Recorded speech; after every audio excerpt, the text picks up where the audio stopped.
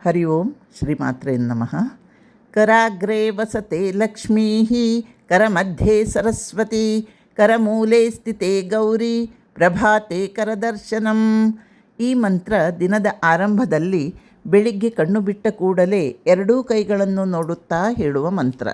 ಈ ಮಂತ್ರವು ಲಕ್ಷ್ಮೀ ಸಮೃದ್ಧಿಗಾಗಿ, ಸರಸ್ವತಿ ಜ್ಞಾನಕ್ಕಾಗಿ, ಗೌರಿ ಅಂದರೆ ಪಾರ್ವತಿ ಶಕ್ತಿಗಾಗಿ. ಹಸ್ತದ ಬೆರಳ ತುದಿಯಲ್ಲಿ ಲಕ್ಷ್ಮಿ, ಅಂಗೈಯಲ್ಲಿ ಸರಸ್ವತಿ, ಹಸ್ತದ ಮೂಲದಲ್ಲಿ ಗೌರಿ ಇರುವುದರಿಂದ ಬೆಳಿಗ್ಗೆ ಎದ್ದಾಕ್ಷಣ ಹಸ್ತವನ್ನು ನೋಡಿಕೊಳ್ಳಬೇಕು.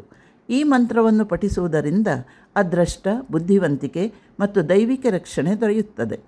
ಇದು ದಿನವನ್ನು ಶಾಂತ ಮತ್ತು ಸಕಾರಾತ್ಮಕ ಮನಸ್ಥಿತಿಯಿಂದ ಪ್ರಾರಂಭಿಸಲು ಸಹಾಯ ಮಾಡುತ್ತದೆ.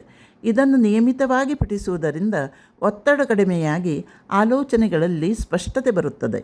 ಇದನ್ನು ಹೇಳುವುದಕ್ಕೆ ವೈಜ್ಞಾನಿಕ ಕಾರಣಗಳಿವೆ. 6-7 ಗಂಟೆಗಳ ಕಾಲ ಮಲಗಿದ ನಂತರ ನಿಮ್ಮ ಕಣ್ಣುಗಳು ಕತ್ತಲೆಯಲ್ಲಿ ಇರುತ್ತದೆ. ಇದ್ದಕ್ಕಿದ್ದಂತೆ ಕಣ್ಣು ಬಿಟ್ಟರೆ ಬೆಳಕಿಗೆ ಕಣ್ಣುಗಳಿಗೆ ಹಾನಿಯಾಗುತ್ತದೆ. ನಿಧಾನವಾಗಿ ಕಣ್ಣುಗಳನ್ನು ತೆರೆಯುತ್ತಾ ಕರದ ಅಗ್ರಭಾಗದಲ್ಲಿ ನೋಡಿ, ಮಧ್ಯಭಾಗದಲ್ಲಿ ನೋಡಿ, ಕರ ಮೂಲ ಭಾಗದಲ್ಲಿ ನೋಡಿ, ಎರಡೂ ಕೈಗಳನ್ನು ಒಂದಕ್ಕೊಂದು ಉಜ್ಜಿ ಕಣ್ಣಿಗೆ ಒತ್ತಿಕೊಂಡರೆ ಅದರ ಬಿಸಿ ಕಣ್ಣುಗಳಿಗೆ ತಗುಲಿ ಕಣ್ಣುಗಳಿಗೆ ವ್ಯಾಯಾಮವಾಗುತ್ತದೆ. ಯಾವುದೇ ತರಹದ ಹಾನಿಯಾಗುವುದಿಲ್ಲ. ಈ ವ್ಯಾಯಾಮವು ತುಂಬ ಒಳ್ಳೆಯದು.